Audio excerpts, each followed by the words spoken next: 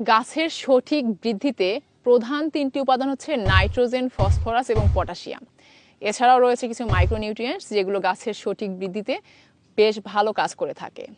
প্রধান তিনটি উপাদানের ঘাটতি হলে গাছ থেকে আমরা সঠিকভাবে ফল, ফুল এবং ফসল পাই না। তাই এই ঘাটতি দূর করার জন্য আমরা বিভিন্ন ধরনের রাসায়নিক সার ব্যবহার করে থাকি, কিন্তু আমরা অনেকেই জানি না এই সারগুলোর আসলে কোনটার কি কাজ। আজকে আমরা চেষ্টা করব এই সারগুলোর উপকারিতা এবং কার্যকারিতা সম্পর্কে জানতে। ইউরিয়া সার এটি একটি নাইট্রোজেন সংবলিত সার। ইউরিয়া সারে নাইট্রোজেনের পরিমাণ থাকে প্রায় 46%। এই সারটি প্রয়োগ করার ফলে গাছের মাটির নিচে শিকড়ের বৃদ্ধি এবং বিস্তার খুব ভালো হয়। ঠিক তেমনি মাটির উপরে গাছের কাণ্ড, শাকসবজির ক্ষেত্রে শাকসবজির পাতা, ডালপালা বিস্তার খুব ভালো হয়। ক্লোরোফিল সংশ্লেষণের হার বেড়ে যায়, যার ফলে গাছের পাতা বেশ সবুজ হয় এবং স্বাস্থ্যকর হয়।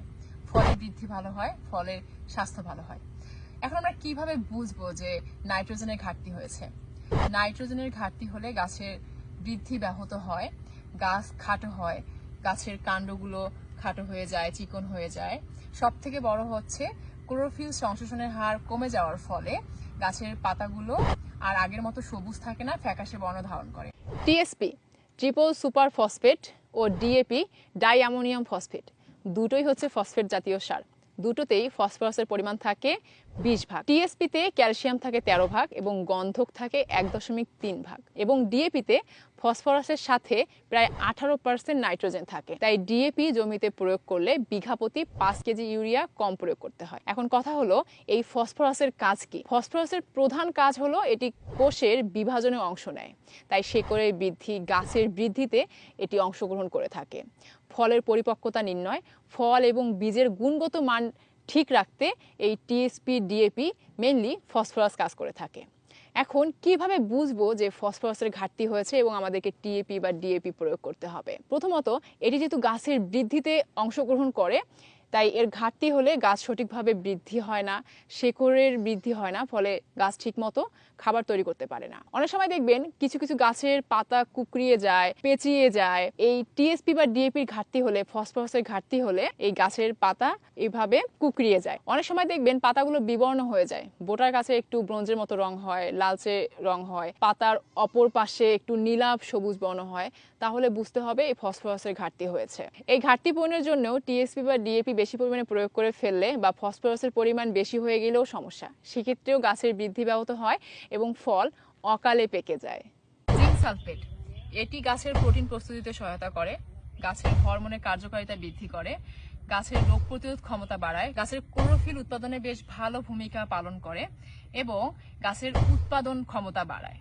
এখন আমরা কিভাবে বুঝবো যে জিঙ্ক সালফেটের ঘাটতি হয়েছে? জিঙ্ক সালফেটের ঘাটতি হলে গাছের পাতা বিবর্ণ হয়ে যায়, গাছের পাতার মধ্যে ছোপ ছোপ দাগ হয় এবং পাতাগুলো তামাটে বর্ণ ধারণ করে। এবং যদি বেশি পরিমাণেও জিঙ্ক সালফেট প্রয়োগ করে ফেলেন, সেক্ষেত্রে বিষক্রিয়া হতে পারে এবং গাছ মারা যেতে পারে। বোরন, এটিও গাছের বৃদ্ধিতে সহায়তা করে, ফুল এবং ফলের রং উজ্জ্বল করে, পরাগরেণুর স্বাস্থ্য ভালো রাখে, ফলের বৃদ্ধিতে সহায়তা করে এবং ফল যেন চিটা না হয় তার জন্য এটি কার্যকরী ভূমিকা পালন করে থাকে। আমরা কিভাবে বুঝবো যে বোরনের ঘাটতি হয়েছে? অনেক সময় দেখবেন ফল ফেটে যায়, ঝরে পড়ে, ফল ঠিক মতো গাছে ধরে না, গাছের বৃদ্ধি ব্যাহত হয়, গাছের কাণ্ড ব্যাহত হয়, তাহলে বুঝতে হবে বোরনের ঘাটতি হয়েছে। বোরন মেইনলি কাজ করে ফলের বৃদ্ধি, বিকাশ এবং এর ঝরে পড়া রোধে। তবে একটা জিনিস মাথায় রাখতে হবে, অবশ্যই এটি বেশি পরিমাণে দেয়া যাবে না। বেশি পরিমাণে দিলেও কিন্তু গাছের ক্ষতি হবে, ডগার ক্ষতি হবে। এমওপি বা পটাশ, পটাশিয়াম হচ্ছে গাছের পাতার ক্লোরোফিল তৈরির অবিচ্ছেদ্য একটি অংশ। এছাড়াও এটি গাছের ভিতরে শর্করা তৈরিতে বেশ ভালো কাজ করে থাকে এবং গাছের ভিতরে খাবার পরিবহনের জন্য পথকে সুগম করে। এই পটাশ গাছকে পোকামাকড়ের হাত থেকেও রক্ষা করে থাকে।